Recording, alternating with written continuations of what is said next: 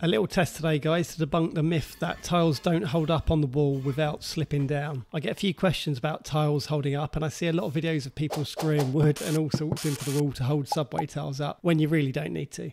So let's have a little test and we'll see what we can get to hold up without the tile slipping down. Stay tuned because the end may surprise you. The adhesive I'm going to use is Flex 1. It's a flexible medium set professional adhesive. I use it for most tile installs as it's that good. So I'm going to mix about half a bag for this, which will be about 2.5 litres of water. For the test, I'm just going to draw a level line in the middle of this plasterboard wall, and I will put the tile to that line and we'll see if we can get it to hold up without sliding down, which is a pretty standard scenario in tiling, working from a level line down first. Okay, let's start off with this small subway porcelain tile first. Being porcelain, it doesn't have as much suction naturally as a ceramic tile to hold up, but let's see. So with a 6mm notch trowel, I'm going to spread the wool, give it a push and a wiggle, and put it to the line. Also, there's no need to back edge a tile this size with a flat back. Let's see what happens.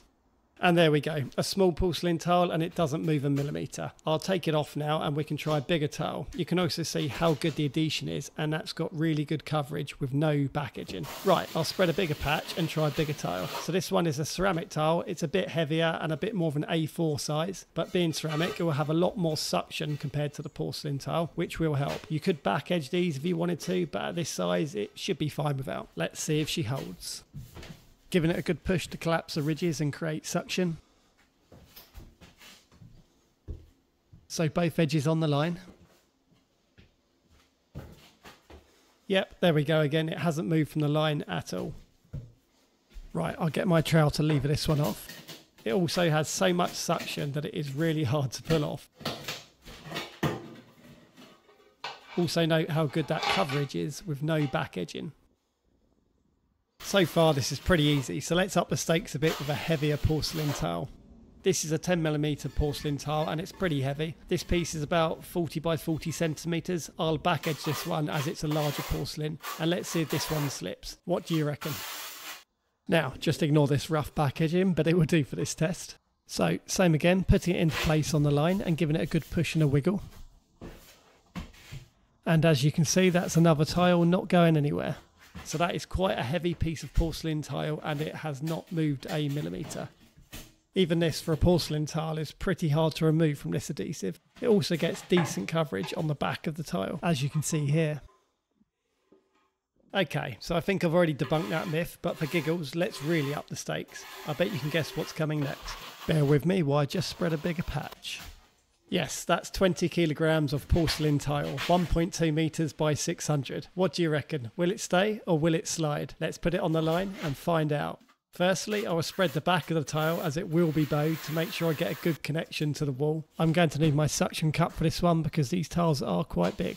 And if it does fall, I've got something to hold on to. And these large porcelain tiles do get pretty heavy once loaded up with adhesive. My back reminds me of that most evenings when I get home. Just make sure your suction cup indicator is always in the green when lifting a heavy tile.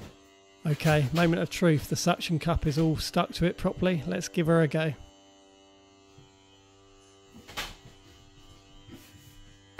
So, a big whack and a wiggle. Get that suction going and collapse those ridges.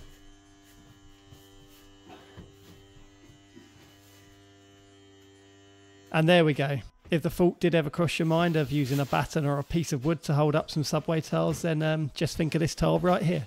And let's not forget, that is 1.2 meters by 600 of 20 kilogram porcelain on the wall, not moving. If anything, I need to push the corner down to get it level. And even I'm a bit surprised by that, to be honest. For fun, let's just check it for level. That has stayed completely level and the corners haven't dropped down at all. Just pure suction holding that large heavy tile on the wall. You can see it hasn't moved from the line. It's just about using proper tile adhesive. Now, I need to attempt to take this off so I can actually get on with some work. So, back on with a sucker and let's give it a heave. Now, you may say this is on plasterboard, which has more suction than some other substrates. But even on the backboard beside me, the results would be very similar. Well, it didn't rip the wall off, which is good. And I wouldn't make a habit of swinging these things around.